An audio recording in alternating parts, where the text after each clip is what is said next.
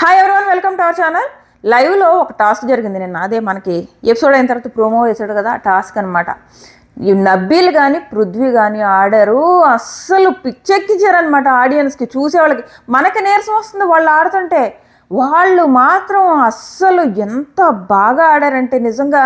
కనీసం పృథ్వీ ఆ బాడీ కనిపిస్తుంది, తను చాలా స్ట్రాంగ్ అని. నబీల్ ఏమి అంత ఎక్సర్సైజులు చేసి జిమ్ బాడీ లాగా అయితే అనిపించదు కదా. ఈక్వల్ పోటీ ఇచ్చాడబ్బా పృథ్వీతో, ఈక్వల్ పోటీ. అసలు ఇద్దరు ఓ రేంజ్లో చించేశారు. మనకైతే అయిపోయి వీళ్ళు ఎప్పుడు వదులుతారు, మనకి నీరసం వస్తుందన్నమాట చూసి చూసి. అంత బాగా ఆడారు ఇద్దరు, ఇరగదీశారు. అసలు మనకి చూసే వాళ్ళకైతే పిచ్చెక్కిందనమాట, అంత బాగా చేశారు. నెక్స్ట్ మణికంఠ సంచాలకు కూడా ఓ రేంజ్లో ఉందిలే. ముగ్గురే ఇరగదీశారు. మణికంఠ కానీ పృథ్వీ కానీ నబీల్ కానీ ఓ రేంజ్ ఉంది టాస్క్. దాని గురించి మాట్లాడుకుందాం. నెక్స్ట్ వచ్చేసి పాపం ఇంత కష్టపడ్డాడు నబీల్. అఫ్కోర్స్ ఈ వారం అంతా మెయిన్ టాస్కుల్లో మంచి పేరు వచ్చింది. బట్ బిగ్ బాస్ ఒక బయాస్డ్ డెసిషన్ తీసుకుని నబీల్ని అవుట్ చేశాడు టాస్క్ నుంచి. సో మొత్తం టాస్కుల నుంచి అవుట్ అయిపోయాడు. ఆ బయాస్డ్ డెసిషన్ గురించి కూడా మాట్లాడుకుందాము. అసలు బిగ్ బాస్ ఎందుకు అంత బయాస్డ్గా ఉంటున్నాడు, సో దీని గురించి మాట్లాడుకుందాము. అంటే అభయ్ ఏ మాటలు అయితే మాట్లాడాడో అవన్నీ నిజమే అని ప్రూవ్ చేసుకుంటున్నాడు. మళ్ళీ ఏమన్నా అంటే నా హౌస్ నా రూల్స్ అంటాడు బిగ్ బాస్. దీని గురించి మాట్లాడుకుందాం. రెండు, చాలామంది అంటున్నారు సీత బయాస్డ్ సంచాలక్ చేసింది, దాని గురించి నేను మాట్లాడలేదు అని చెప్పేసి చాలామంది అంటున్నారు. మీ ఆనందం కోసం నేను దాని గురించి కూడా మాట్లాడతాను, విత్ ప్రూఫ్స్ మాట్లాడతాను. ప్రూఫ్స్ లేకుండా ఇది మాట్లాడండి. ఇంకొకటి, యష్మి కూడా మణికంఠ విషయంలో రాంగ్ కామెంట్స్ చేసింది. బట్ మీరు యష్మిని ఏమీ అనట్లేదు. సో మీరు ఎప్పుడు యష్మిని పొగుడుతున్నారు కానీ ఏమీ అనట్లేదు. దీని గురించి కూడా చాలామంది కామెంట్ చేశారు. దీని గురించి కూడా మాట్లాడదాం విత్ ప్రూఫ్స్ లేకుండా ఇది మాట్లాడండి. అలాగే మీరు మన ఛానల్ సబ్స్క్రైబ్ చేసుకోకపోతే కొంచెం సబ్స్క్రైబ్ చేసుకుని ఒక లైక్ కూడా వేసుకుంటే రేపు కూడా మీకు నా వీడియో సజెషన్కి వస్తుంది. లేదంటే చాలామంది నోటిఫికేషన్ రావట్లేదని గొడవ పెడతారు కాబట్టి ఒక లైక్ వేసుకోండి. అలాగే మీ ఫ్రెండ్స్కి, మీ ఫ్యామిలీస్కి, మీకు తెలిసిన వాళ్ళకి కొంచెం షేర్ చేస్తే మనకు కొంచెం రీచ్ పెరుగుతుంది. సో వరుసగా మాట్లాడుకుంటూ వద్దాం. ఫస్ట్ లైవ్ టాస్క్ గురించి మాట్లాడేసుకుందాం. లైవ్ టాస్క్ మనకు ఆల్రెడీ నేను నిన్న మీకు రివ్యూ చేసేటప్పుడు లైవ్లో ఒక టాస్క్ జరుగుతుంది, నబీల్ పృథ్వీ ఆడుతున్నారని చెప్పా కదా. అప్పుడు మొదలైన టాస్క్ అంటే 9:30, 10 ఆ టైము. నాకు యూఎస్ టైం 9:30, 10 అంటే మీకు వచ్చేసి 10:30 అనుకో. 10:30 కూడా కాదు, 10 అనుకోండి. 10 నుంచి ఆల్మోస్ట్ 3 అవర్స్ ఆడారబ్బా. 10 PM నుంచి ఆల్మోస్ట్ 3 అవర్స్. అసలు ఆ టాస్క్ ఏంటంటే మీరు ప్రోమోలో చూసుంటారు కదా, బెలూన్స్ ఉంటాయి వెనకాల, చేతిలోది ఇది ఇలా ముందుకు పట్టుకోవాలి, దానికి ఒక మేకు ఉంటుంది అనమాట. మేకు బెలూన్కి తగలకుండా వీళ్ళు ఇలా పట్టుకుని నిలబడాలి. సో ఫస్ట్ 2 హ్యాండ్స్తో పట్టుకోవడానికి ఎలా చేశాడు పాపం బిగ్ బాస్. వీళ్ళని చాలా అండర్ ఎస్టిమేట్ చేశాడు బిగ్ బాస్. వీళ్ళకి ఇచ్చిన టైము 15 మినిట్స్ ఇచ్చాడు. 15 మినిట్స్ అయిపోతుంటే ఇంకొంచెమే ఉంది, ఇంకెంత 15 మినిట్స్కి ఒక 1 మినిట్ ఉంది, 2 మినిట్ ఉంది, అమ్మయ్య అయిపోతుంది, ఇద్దరు అలాగే ఉండండి అంటే బిగ్ బాస్ ఇచ్చిన ట్విస్ట్ ఏంటంటే 15 మినిట్స్ అయిన తర్వాత కూడా ఎవరు ఎక్కువసేపు ఉంటారు, ఎవరు బెలూన్ అయితే పగలదో వాళ్ళు విన్నారని చెప్పాడు. ఇంకా వీళ్ళు తక్కువ వాళ్ళ, బిగ్ బాస్ నువ్వు ట్విస్ట్ ఇచ్చుకున్నావా, ఇచ్చుకో, మేమేం తగ్గమని. వీళ్ళిద్దరూ చూడాలి. అసలు ఇద్దరు అసలు ఆ ఆడే విధానం కూడా చాలా స్పోర్టివ్గా, అబ్బా ఓ తెగ అలసిపోయినట్టు ఆడలేదు. ఏం ఆడారు, మనం చూసే వాళ్ళకే నీరసం వచ్చి అలసిపోయాం మనం చూసి ఆ 3 గంటలు. ఎవరు బెలూన్ పగలట్లేదు. సో మనకైతే ఒక విషయం తెలిసిందేంటి, నబీల్ బెలూన్ పగులుతుందని. ఎప్పుడు పగులుతుంది అది తెలియదు. నబీల్ బెలూన్ ఇంకా పగలట్లేదు. ఎప్పుడు పగులుతుంది? ఒకరు చేసేసినప్పుడు కదులుతుందా, లేదా పొరపాటున కిందకి వెళ్ళిపోతాడా, ఏం చేస్తాడు, ఎలా పగులుతుంది? చూస్తూనే ఉన్నాం. నీరసం వచ్చి 3 గంటల తర్వాత చివరికి ఈ మధ్యలో చాలా జరిగాయి. ఈ మధ్యలో బిగ్ బాస్ వాళ్ళతో ఫన్ చేశాడు. మణికంఠని కామెంటరీ చెప్పమన్నాడు. మణికంఠ చూడాలి మధ్యలో. మణికంఠ సంచాలకు కూడా పాపం ఇద్దరు చాలా మంచి ఎఫర్ట్స్ పెడుతున్నారు కాబట్టి ఏదో చిన్న విషయాలతో తీసి పడేయాలి అనుకోకుండా వాళ్ళు ఒకవేళ చిన్న మిస్టేక్స్ చేసినా వార్నింగ్ ఇచ్చుకుంటూ వాళ్ళని ప్రూవ్ చేసుకోవాలనుకుంటున్నారు. పాపం మణికంఠ సపోర్ట్ కూడా బాగుంది. అబ్బాయి ఏదో చిన్న మిస్టేక్ చేసేటప్పటికి నువ్వు అవుట్ అని తోసేయలేదు. ఒక్కొక్క వార్నింగ్, నేను 2 వార్నింగ్స్ ఇస్తాను, 3 వార్నింగ్స్ ఇస్తాను ఇలా అని చెప్పి ఆ టాస్క్ని అలా కంటిన్యూ చేసుకుంటూ వెళ్ళాడు. హౌస్ మేట్స్ ఫుల్ ఎంకరేజ్ చేశారు. ఇంకా ఏంటది వెళ్ళిపోతూనే ఉంది టాస్క్, అలా నిలబడతానే ఉన్నారు. ఇంకా బిగ్ బాస్ చివరికి సింగిల్ హ్యాండ్ అన్నారు. సింగిల్ హ్యాండ్ అన్నప్పుడు నబీల్ ఏం చేశాడంటే లెఫ్ట్ హ్యాండ్తో పట్టుకున్నాడు. తను లెఫ్ట్ హ్యాండెడ్ కాదు, లెఫ్ట్ హ్యాండ్తో ఎందుకు పట్టుకున్నాడంటే తనకి రైట్ హ్యాండ్ అంట ఫ్రాక్చర్ ఏదో అయిందంట. సో రైట్ హ్యాండ్లో బలం ఉండదని లెఫ్ట్ హ్యాండ్తో పట్టుకున్నాడబ్బా. అయినా కానీ వదలడు, గివ్ అప్ ఇవ్వడు. అస్సలు ఇవ్వడు, అది పగలనే పగలదు.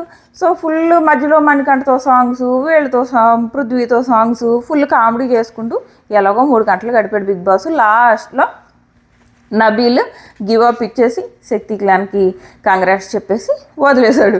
వదిలిన వెంటనే విచిత్రం ఏంటంటే నబీల్ బెలూను పగలలేదు.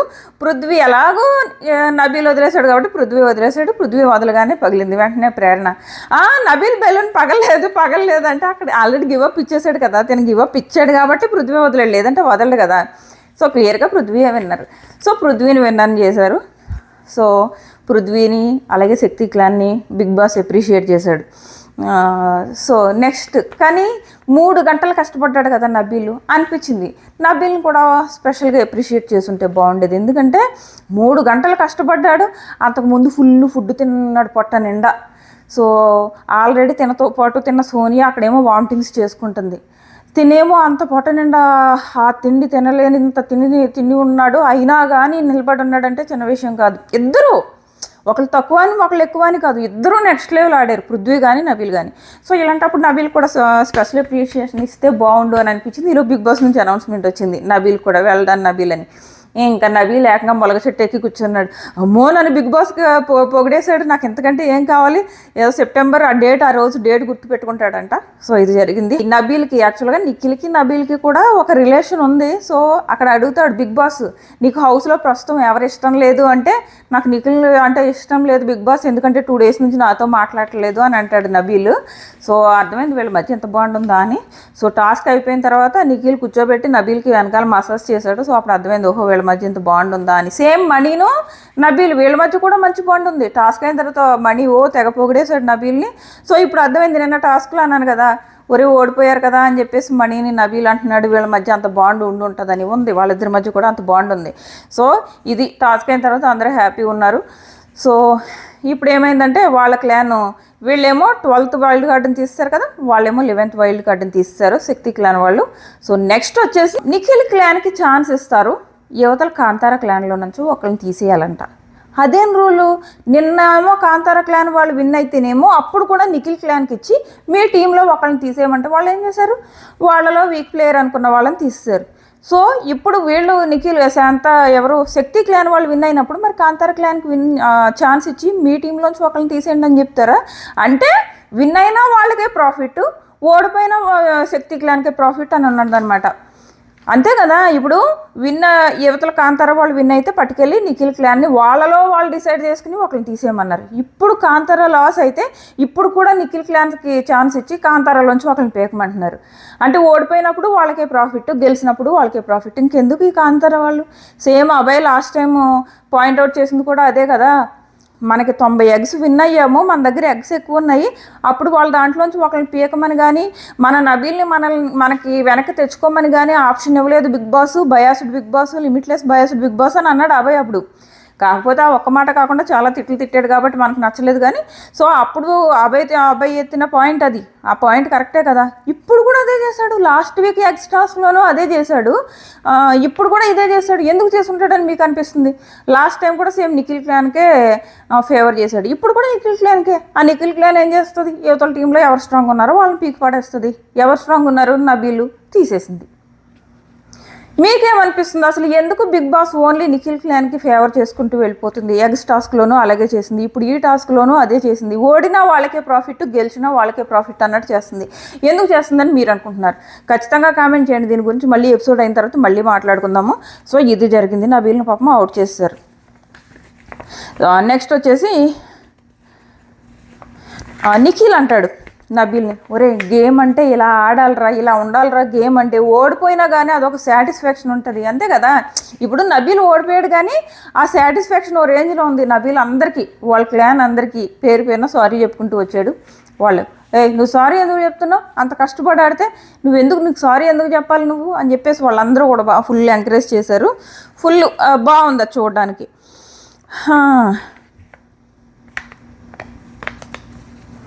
ఈలో పాపం సీత వాళ్ళు కూర్చుని మాట్లాడుకుంటారు.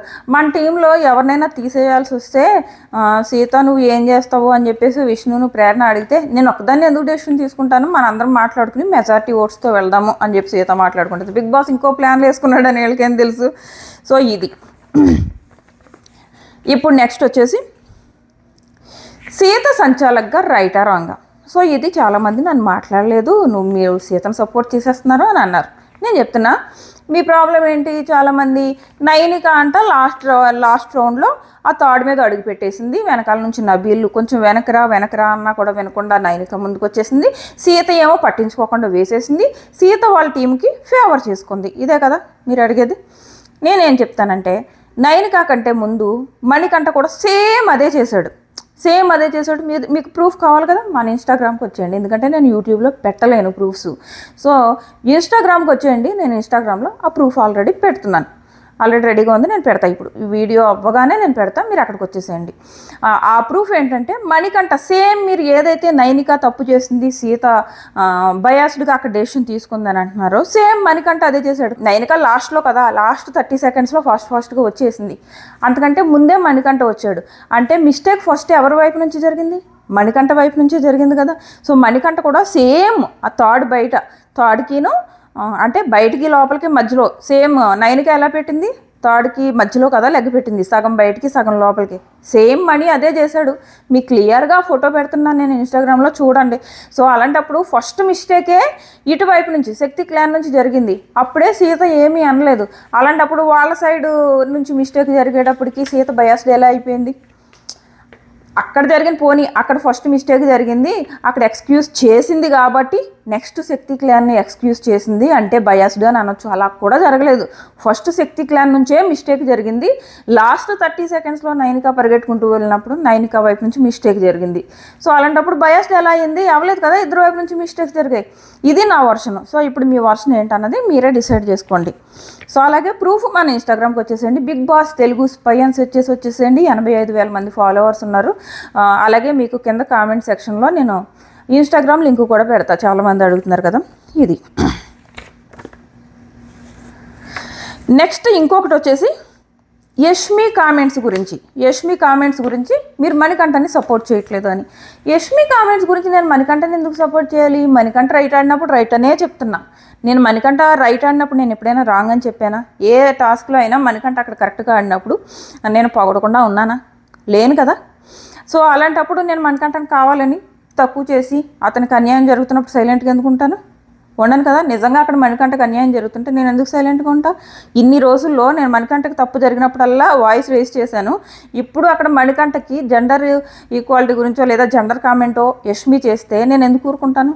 పోనీ నేను యష్మిని ఒక్కదాన్నే పొగుడుకుంటూ వస్తున్నాను అనుకుంటే ఏమో ఎప్పుడు నేను మారిపోతాను.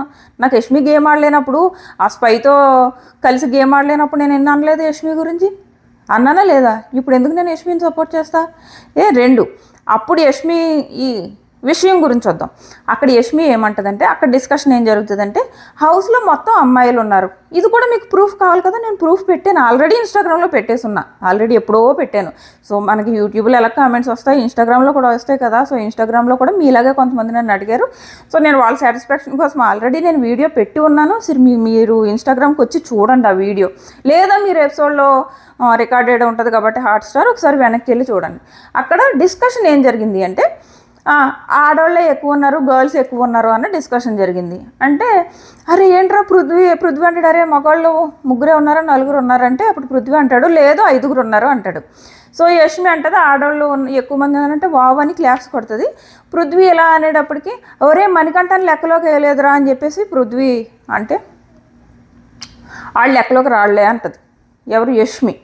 అనే విధానం తన ఉద్దేశం ఏంటంటే తనకి మనీని హేట్ చేస్తుంది. ఇది ఓపెన్ సీక్రెట్, ఓపెన్ విషయం. తన మనీని హేట్ చేస్తుంది అన్నది చాలా ఓపెన్ విషయం. సో కాబట్టి నా దృష్టిలో వాడు కౌంట్లో లేడు. ఇది ఆ అమ్మాయి ఉద్దేశం. ఒక కంటెస్టెంట్గానా ఇప్పుడు మీరు డిసైడ్ చేసుకోండి. తను ఏమన్నదంటే నా దృష్టిలో వాడు కౌంట్లో లేడు, అది తను అన్న మాట. నాకు లెక్కలోకి రాడు.